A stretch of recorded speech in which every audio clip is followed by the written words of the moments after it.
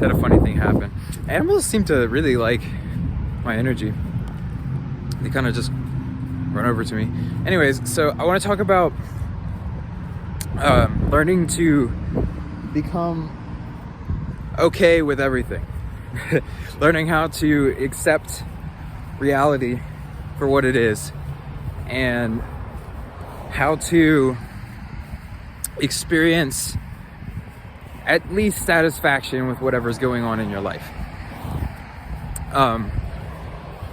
This is something that I've had to learn how to implement into my life throughout this awakening process. And it came really kind of naturally after a little bit. So it comes as an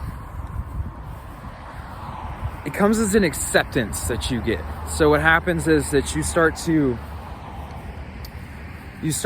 go through experience, and you recognize that there's no difference between one experience and another experience, other than what you put onto it, other than what you decide to, what value you decide to put onto the experience.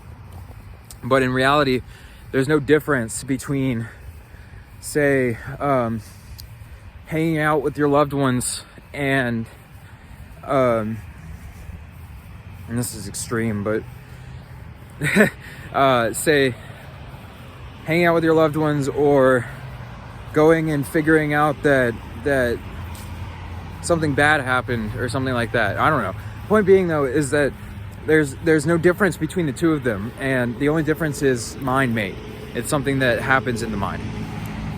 So the trick to being okay with situations in the moment is to recognize that, first of all, situations are bound to shift or change. And a lot of times it happens in a way that you're not expecting, in a way that you're not really thinking that is going to happen the way that you think it's going to happen. And then the reason why people get upset about things is because they have expectations about the way that things should happen. And then they get disappointed, and then they react to that disappointment, and then they hold on to that, and then that kind of like plays itself over again in many different ways. So the trick is to, first of all, not have any expectations going into anything. And if you do have expectations, then I wouldn't say to expect the worst, but I would say to prepare yourself to react in a positive way to whatever the worst kind of thing that could happen would be. So say you have something happen, and then your automatic reaction is to have a flare-up of emotion. What you could do in that situation is to recognize that emotion, first of all, and this is another method, that emotion that you feel is something that is pointing or presenting you to, it's pointing you to a portion or part in yourself that is being denied or not looked at or repressed in some sort of way. And it is kind of directing you to portions of your consciousness that you haven't fully integrated yet.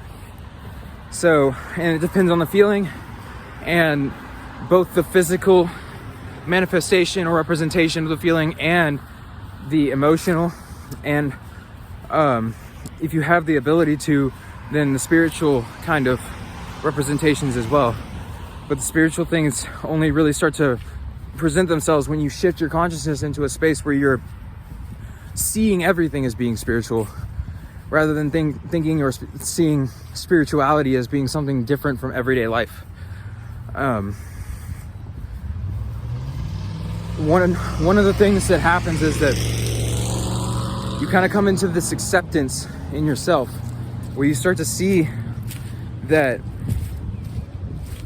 first of all, you're creating your whole experience, you're creating your entire experience, but also that there are specific kind of reactions that happen in the body to different things based on your karmic kind of burdens and your past experiences and the way that you've experienced all these other things. And then basically what you have to do is you have to become aware of all the cycles that your mind goes through in a specific situation without being caught up in the situation.